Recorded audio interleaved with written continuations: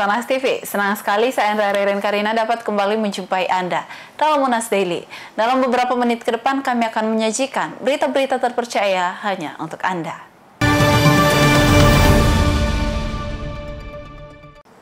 Pemirsa, durasi bermain gym yang terlalu lama tanpa diselingi gerakan ringan, juga postur tubuh yang buruk dapat meningkatkan risiko cedera tendon. Bagaimana cara mencegahnya? Simak liputan berikut ini. Bermain game sudah menjadi bagian dari gaya hidup banyak orang. Namun, banyak gamer yang tidak menyadari bahwa posisi duduk yang salah dan kurangnya gerakan dapat menyebabkan ketegangan berlebihan pada tendon. Jika dibiarkan, kondisi ini bisa berujung pada cedera jangka panjang seperti tendinitis dan tendinosis. Menurut Ketua Program Studi Profesi Fisioterapi, Fakultas Keperawatan Universitas Hasanuddin, Irianto SFT Fisio MKes, faktor utama yang mempengaruhi kesehatan tendon adalah desain tempat kerja yang ergonomis dan kebiasaan melakukan gerakan ringan secara berkala. Kalau terkait dengan pencegahan, kalau hasil riset kami, publikasi kami itu pernah yang harus diperhatikan adalah desain tempat kerja. Jadi desain tempat kerja itu pastikan ergonomis. Kemudian terkait dengan durasi kerja. Jadi dengan durasi kerja ini sebenarnya itu tidak lantas kita melarang seseorang itu bermain harus sebentar saja. Bisa dalam waktu yang cukup panjang, namun diselingi dengan tadi gerakan-gerakan ringan yang membuat ototnya itu menjadi lebih rileks, seperti itu. Fisioanto menambahkan, pencegahan cedera tidak hanya bergantung pada durasi bermain, tetapi juga pada kebiasaan menyelingi sesi bermain dengan gerakan ringan setiap beberapa waktu. Hal ini bertujuan untuk mengurangi tekanan pada tendon dan memperbaiki sirkulasi darah di tubuh. Dengan memperhatikan desain tempat bermain yang ergonomis, serta menyisipkan gerakan ringan sebagai selingan, risiko cedera pada tendon akibat bermain game bisa diminimalkan.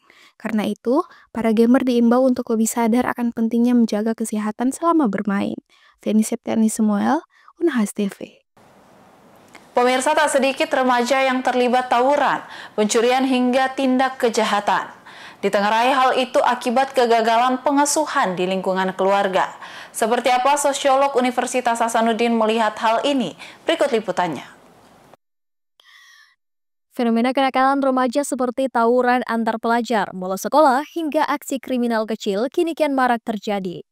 Di balik itu semua, banyak yang belum menyadari bahwa salah satu faktor terbesarnya adalah hilangnya peran keluarga sebagai tempat pengasuhan dan pembentukan karakter.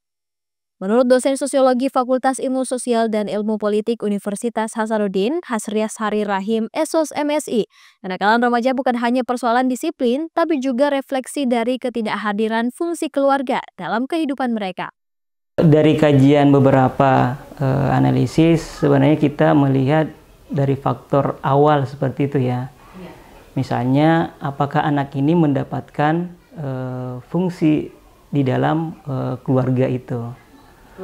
Keluarga. Dari kajian kita, khususnya kajian-kajian sosiologis, kebanyakan kita melihat ternyata kenapa orang melakukan tindakan kenakalan remaja itu karena mereka tidak mendapatkan fungsi dalam keluarga. Misalnya, dia tidak mendapatkan fungsi kasih sayang kepada kedua orang tua misalnya ya. Mereka hampir semua anak yang melakukan kenakalan remaja, tawuran, salah satunya itu karena mereka tidak mendapatkan kasih sayang dalam keluarga.